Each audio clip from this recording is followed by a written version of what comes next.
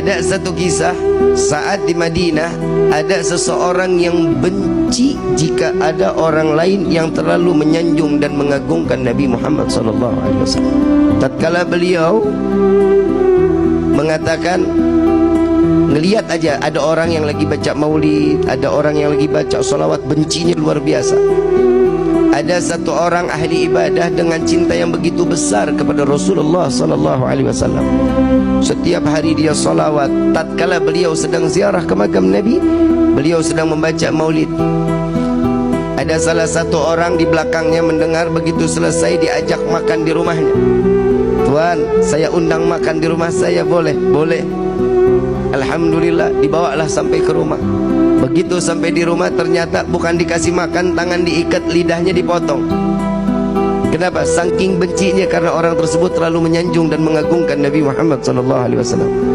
Aku tidak suka tatkala engkau terlalu mengagungkan dan memuliakan Muhammad, karena Nabi Muhammad adalah bukan seorang Tuhan yang wajib kita muliakan dan kita agungkan. Dipotong lidahnya. Saat itu juga dilepas orang tersebut, lidahnya digenggam, mulut penuh sama darah, lidah digenggam, dibawa sampai ke depan makam Rasul SAW.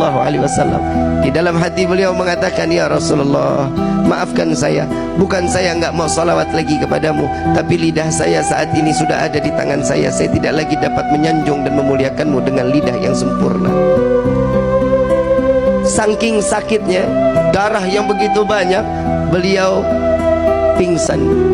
Di dalam pingsannya, beliau didatangi sesosok manusia yang tatkala beliau mengatakan, wahai hamba Allah, wahai hamba Allah, ketahuilah aku Muhammad yang saat ini datang menjengukmu.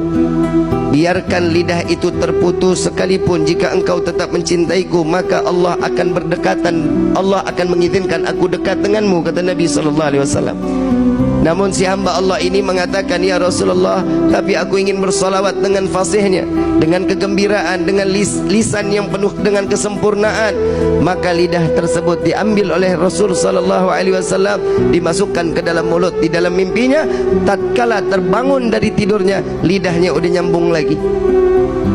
Di dalam mimpi Nabi memberikan manfaat kepada orang, para pecinta Rasul SAW, sehingga seterusnya beliau terus dapat bersalawat kepada Nabi Muhammad SAW. Begitu tahun berikutnya beliau ziarah ke makam Nabi. Tatkala beliau datang sedang membaca maulid, ada seorang anak muda yang datang kepadanya, Tuan, saya ingin mengundang makan Tuan. Sekiranya Tuan sudi untuk ikut dan saya menjamu Tuan, marhaba, ahlan wa sahlan. Gak ada sedikit kesu'dhanan. Lalu dibawalah oleh anak muda tersebut lewat gang yang sama, lewat jalan yang sama, ingin masuk ke dalam rumah yang sama. Lalu beliau mengatakan, wahai Tuan, saya pernah masuk ke dalam ini. Dahulu lidah saya dipotong oleh pemilik rumah ini. Apakah engkau juga ingin memotong lidahku, kata orang tersebut. Tidak, wahai hamba Allah, aku mengajakmu untuk mencicipi dari rezeki yang apa ada di saat ini. Beliau masuk ke dalam rumah. Tatkala makanan sudah disediakan, makannya sudah selesai, dikeluarkan kandang yang begitu besar, hadirin. Kandang begitu besar, begitu dilihat di dalam ada monyet yang gedenya luar biasa. Lalu ditanya, ini apa ini? Tuan, ingat dahulu engkau bilang engkau pernah dipotong lisanmu, engkau pernah dipotong lidahmu oleh ayahku.